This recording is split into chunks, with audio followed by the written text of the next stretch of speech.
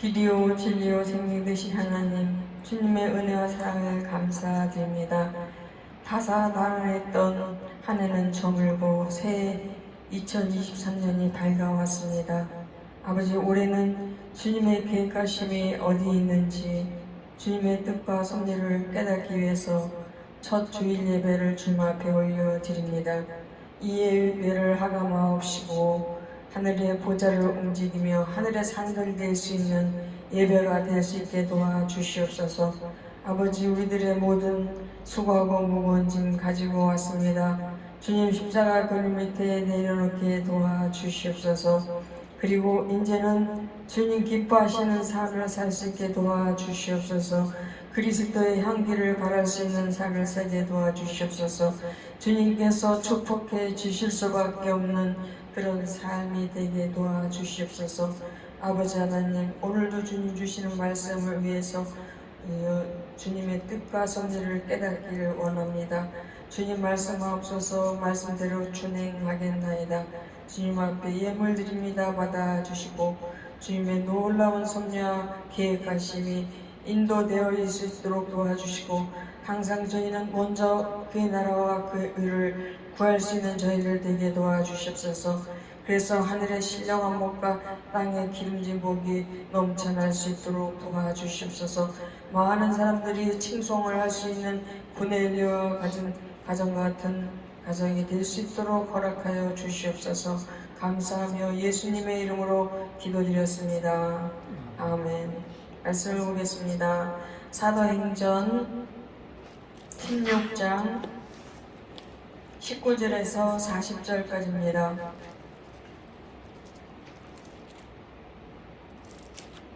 사도행전 16장 19절에서 40절까지입니다.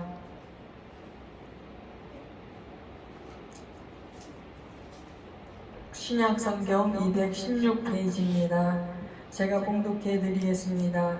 종의 주인들은 자기 이익 위해 소망이 끊어진 것을 보고 바울과 실라를 잡아가지고 저자로 관원들에게 끌어갔다가 상관들 앞에 데리고 가서 말하되, 이 사람들이 유대인인데 우리 성을 심히 유랑케 하여 로마 사람인 우리가 받지도 못하고 행치도 못할 풍속을 전한다거늘 우리가 일제히 일어나 송사하니 상관들이 옷을 찢어벗기고 매로 치라 하여 많이 친 후에 옥에 가두고 간수에게 분부하여 든든히 지키라 하니, 그가 이러한 영을 받아 저희를 깊은 옥에 가두고 그 발을 착고해 든든히 채웠더니 밤쯤 되어 바울과 실라가 기도하고 하나님을 찬미하며 제수들이 듣더라. 이에 후련히 큰 지진이 나서 옥토가 움직이고 문이 곧 다 열리며 모든 사람의 메인 것이 다 벗어진지라.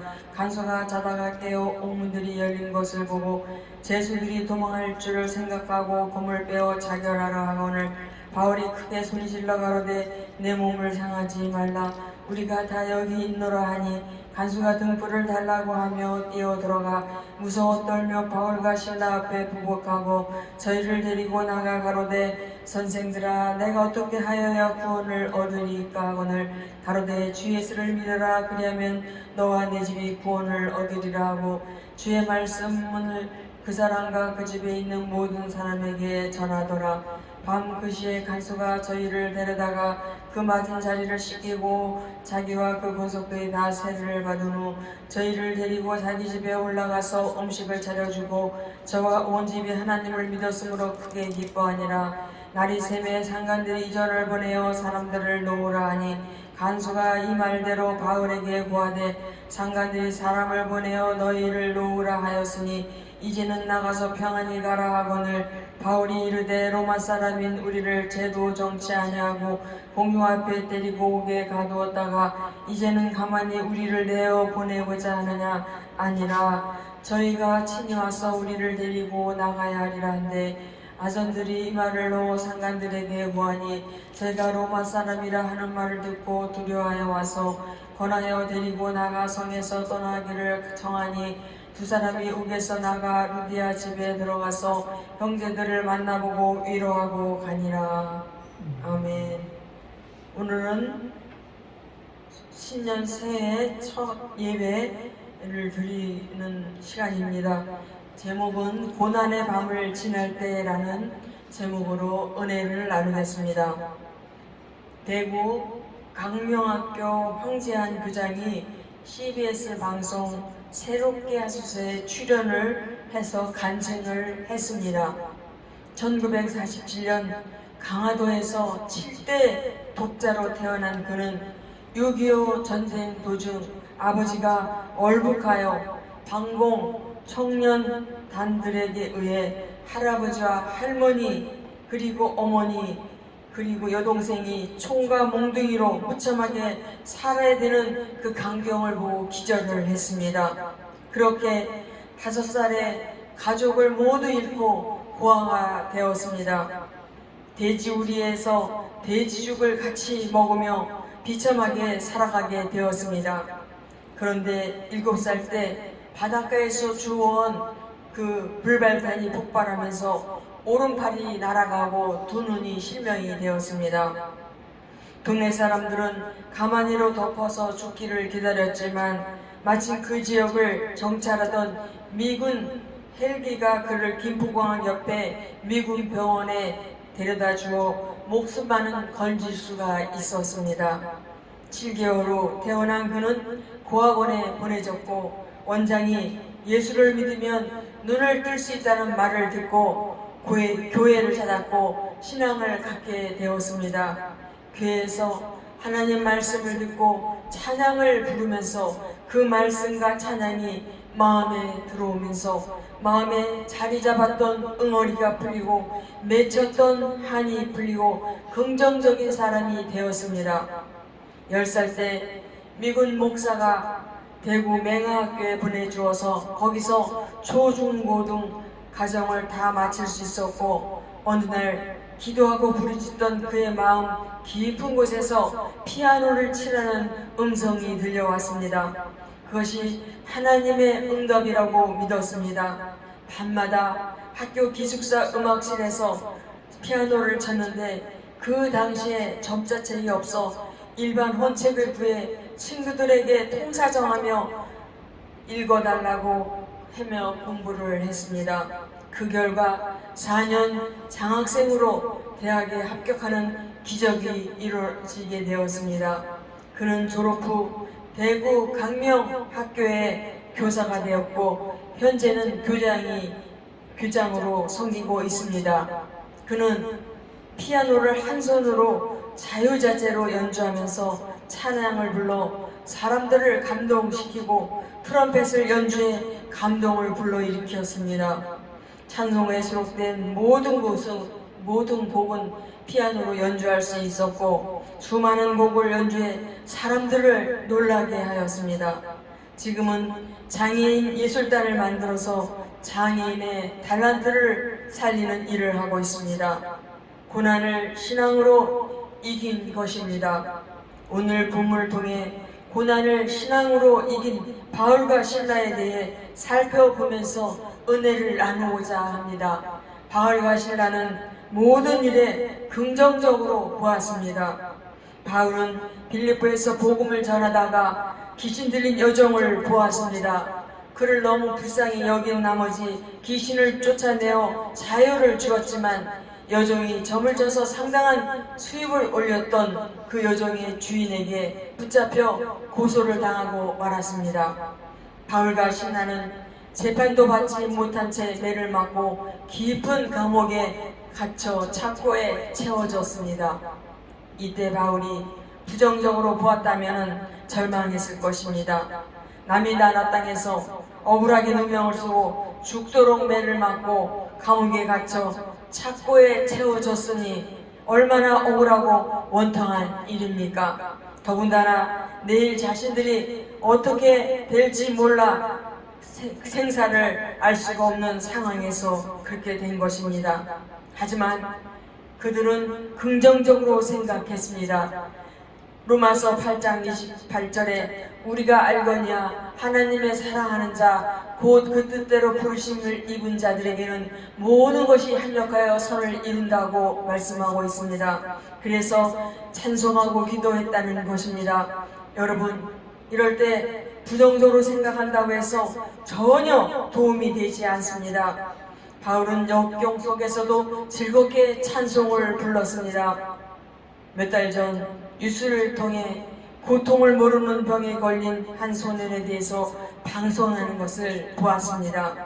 뜨거운 난로를 만져 손이 타들어가는데도 통증을 못 느끼고 입에 뜨거운 국물이 들어가 입천장이 다 되었는데도 아픔을 느끼지 못하는 희귀병에 걸린 소년이 참 불쌍하고 가엾은 생각이 들었습니다. 그러므로 고통도 참 감사의 조건이 될 수 있다는 것을 우리는 알아야 합니다. 뉴욕의 브루클린 교회를 담임하셨던 에반스 목사님은 24개월 동안 결장암으로 투병하다가 세상을 떠났습니다.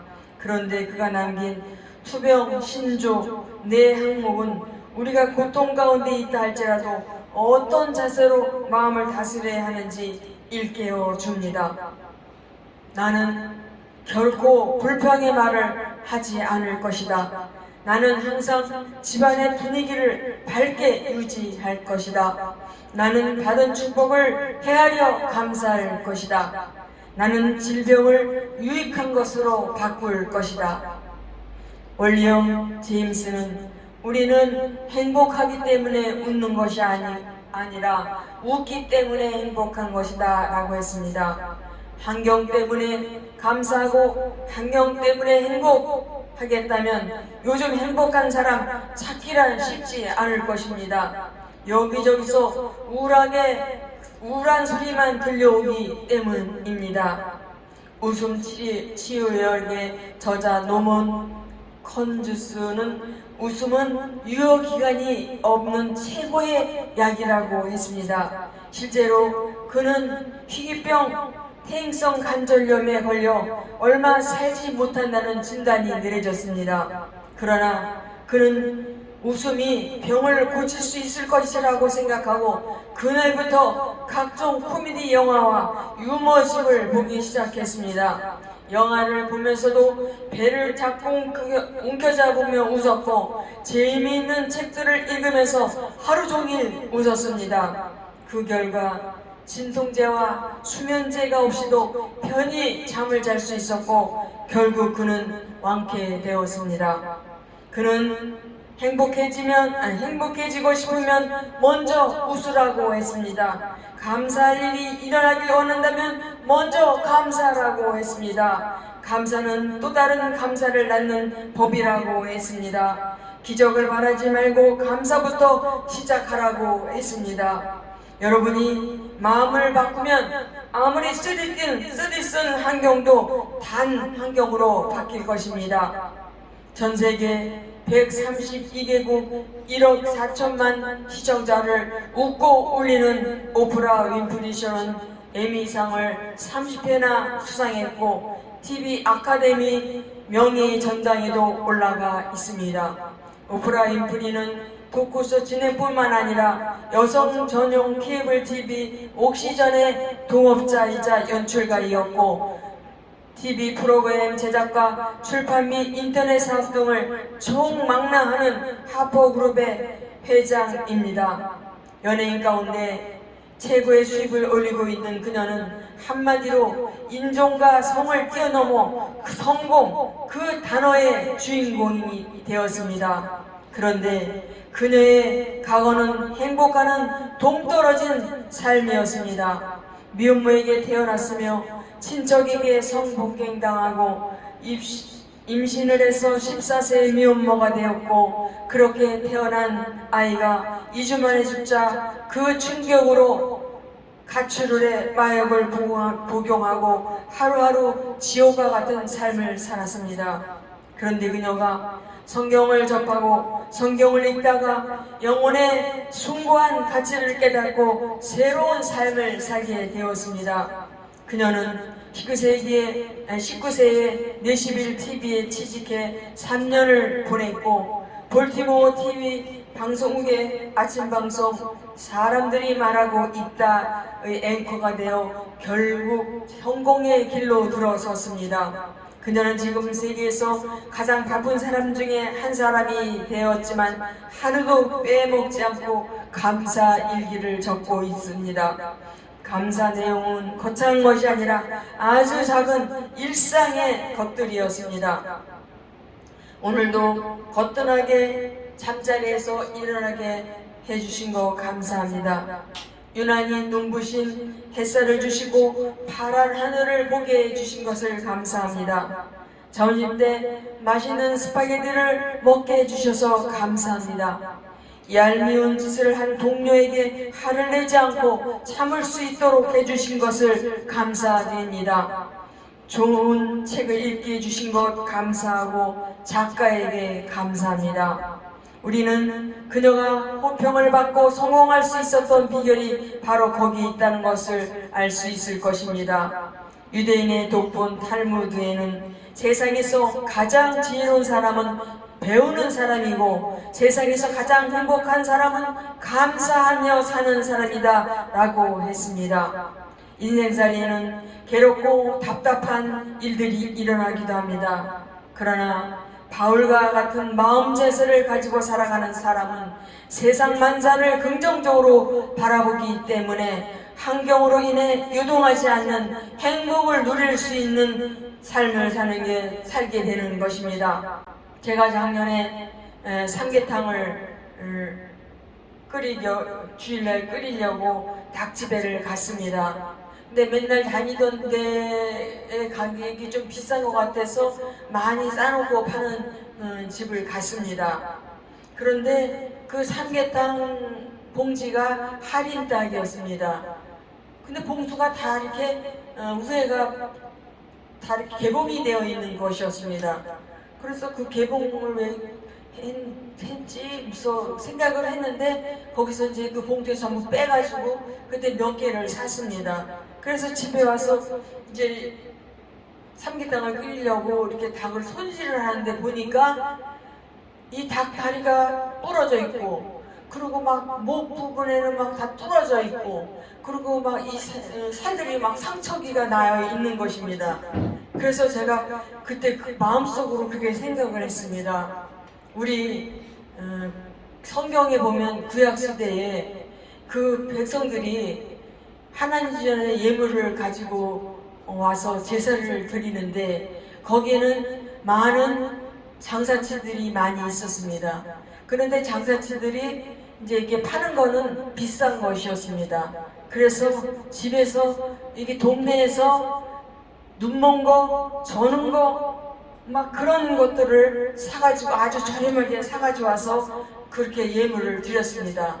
그런데 하나님께서 모세에게 나타나셔서 나는 너희 백성들이 이렇게 가증한 예물을 드리는 거를 이제는 보고 싶지 않다 막 그러면서 그런 신명기에 나와 있는 글들을 생각을 했습니다. 우리 목사님이 상도동의 참빛교회에서 계실 때 이철수 장로님이라고 계시는데 그분은 돈 1,000원을 발발발 떨면서 그렇게 돈을 아껴서 절약해서 그렇게 검소하게 그렇게 사는 분입니다.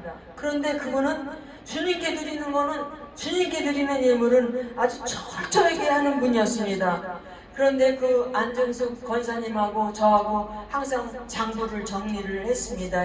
그 헌금한 거를 장부를 정리하고 같이 이렇게 했는데 매주마다 그 장로님은 감사 예물을 50만 원씩을 하고 있었습니다. 그리고 11조는 보통 매주마다 2천만 원씩, 3천만 원씩 그렇게 하는 거예요. 그리고 계속 그렇게 무슨 뭐 절견금이라든지 그렇게 하나님께 드리는 건 풍성하게 드리는 것이었습니다.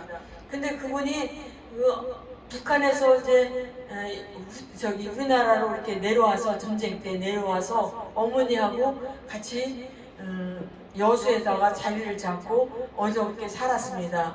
근데 그 장로님은 상고를 나왔어요. 그런데 그리고 서울에 올라와서 철물점을 하게 되었대요. 그런데 철물점을 하면서도 믿음을 가졌기 때문에 신앙생활을 했기 때문에 아파트들 지어지는 걸 보면서 나도 머지않아서 아파트를 지을 거야. 나도 꼭 성공해서 저렇게 아파트를 지을 거야. 그러면서 설글저글하면서 그 집 수리하면서 그 보일러들을 고치러 다니면서 그렇게 꿈을 키웠다고 합니다. 그래서 그분은 진짜 어마어마한 부를 누리게 되었습니다. 그런데 아내에게도 이제 이렇게 생활비를 주는데 그때 내가 생각하기에 한 300만 원 준 것 같아요. 그런데 그게 아파트에 뭐 또 그 상가, 그 반석 종합건설 그 상가며 다 이렇게 관리하는 그런 건데 300만 원 갖고 뭐 청소 이런 게 될까 그렇게 생각을 했는데 그 안관장님은 또 그 300만 원 중에서 전략을 해가지고 이렇게 막 돈을 모아요. 돈을 모으면 몇 년 이렇게 모아서 1,000만 원을 만들어요. 그러면 선교사님들한테 선교사님들이 이렇게 교회를 짓게 되었다고 좀 도움을 호소를 합니다. 그러면은 이 안 권사님은 비행기를 타고 날아가서 그 필리핀에 가서 그 공사 교회 건축하는 걸 보면서 1,000만 원을 이렇게 예물을 드려서 헌당할 때 이렇게 드리기도 하고 그렇게 합니다. 그리고 꼭 그분은 옷을 사입을 때는 그 전에 이제 목사님들을 그 사모님들에게도 그렇게 했을 것입니다. 꼭 옷을 한 벌을 사입을 거면 저에게 꼭 이렇게 돈을 20만 원씩 30만 원씩을 꼭 줍니다. 그리고 또 그 다음에 또 옷을 사입을 때 되면 꼭 저에게도 맨 처음에는 옷을 사왔어요. 제 옷을 이렇게 사왔어요. 그런데 정장이었는데 치마가 가다마이 정장이었는데 치마가 짧은 그런 무릎 위로 올라오는 그런 치마였어요. 그래서 제가 난 이런 옷을 짧은 다리가 굵어서 짧은 치마는 제가 입지 못한다고 그랬더니 그 다음부터는 30만 원씩 어떨 땐 20만 원씩 그렇게 주곤 했습니다. 그렇게 하여튼 하나님이 저는 홍호하게 그분 그 반석 종합건설은 IMF 시대 때도 다른 건설에서는 다 도산해서 망하는데 계속 아파트도 짓고 교회도 짓고 막 그렇게 그런 간증을 많이 해서 이치우스 장로님은 여기저기 교회에서 간증해달라고 그렇게 한다고 합니다. 그래서 바울과 시라는 환경을 바라보지 않고 주님만을 바라보며 찬송을 했습니다. 바울과 시라는 주님께서 말씀하신 것을 기억하고 찬송하고 기도했을 것입니다.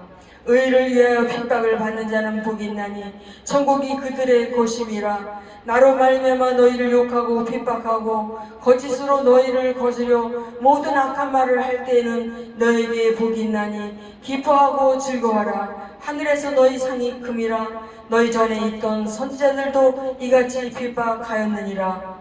그리고 주님이 그들과 함께 하심을 믿었기에 그들은 찬양을 하고 기도하며 주님을 높일 수가 있었던 것입니다. 현재 월세 걱정, 취업 걱정, 돈 걱정 등 여러 가지 걱정 속에 있을지라도 하나님의 선하심을 믿고 좋은 환경으로 바꾸어 주실 것을 믿고 찬송하시기 바랍니다. 한겨울 잠자도 키우시고 먹이시는 하나님이십니다.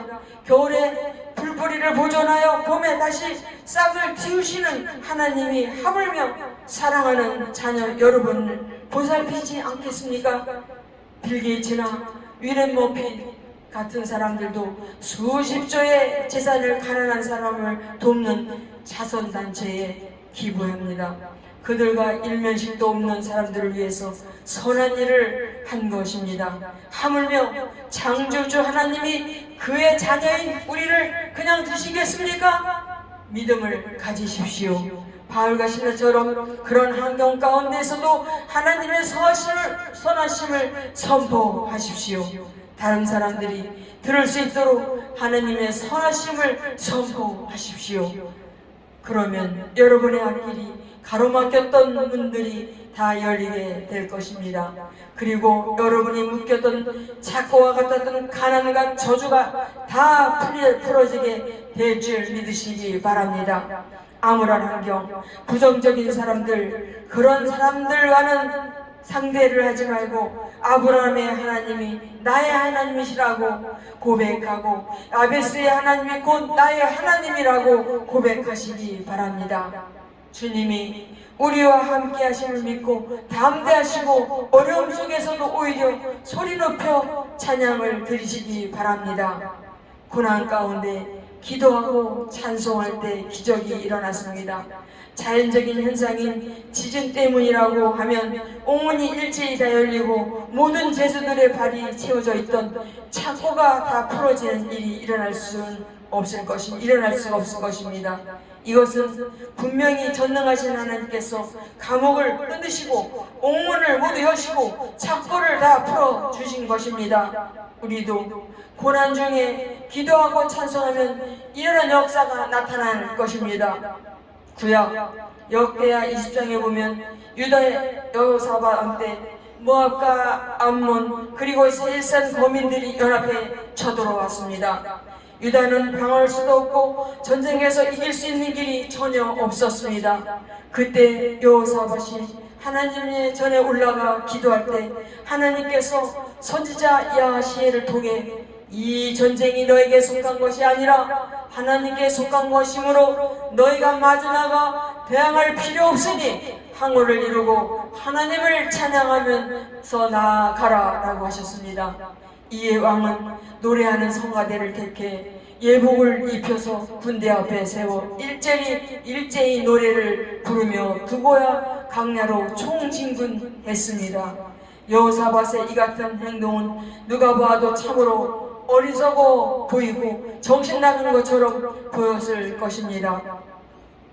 하지만 찬양하며 나아갈 때 하나님께서 복병을 주시어 적군을 자중질환 일으켜 모두 몰사하게 하고 말았습니다. 유다의 군사들은 전리품을 가지고 돌아오는 기간이 사흘이나 걸렸다고 합니다.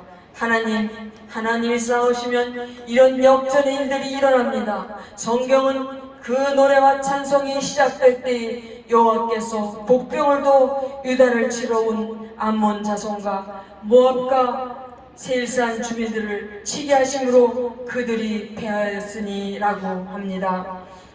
찬송은 원수마귀를 홍비백산하게 하는 무기입니다. 찬송은 승리를 미리 내다보고 승리를 외치는 노래입니다. 이 일로 인해 유다는 온 세계에 높여졌고 이스라엘 백성들은 하나님을 알게 되었고 또 그들은 하나님께 감사의 제사를 드릴 수가 있었습니다. 그러므로 여러분 힘들고 어려울수록 소리 높여 찬송하시기 바랍니다. 고난 가운데 기도하시기 바랍니다. 하나님의 손이 나타날 것입니다. 감사하는 그곳이 바로 우리가 짓지 아니한 집이 있고 우리가 심지 않은 열매가 있는 곳입니다. 저와 여러분도 올 한 해 원망불평은 다 내려놓고 말씀대로 준행하며 살고 찬송하며 기도하며 나아가 2023년대에는 전후무한 복을 받는 저와 여러분이 되시기를 바랍니다. 기도하겠습니다. 아무리 어려운 고통 중에 있다 하더라도 믿음을 가지고 찬양할 수 있게 하여 주시옵소서. 찬양할 때 옥문이 열리고 창고가 풀어진 것 같이 우리도 힘들고 고통 중이라도 찬양하며 기도하며 나아가게 하여 주시옵소서. 예수님의 이름으로 기도드렸습니다. 아멘.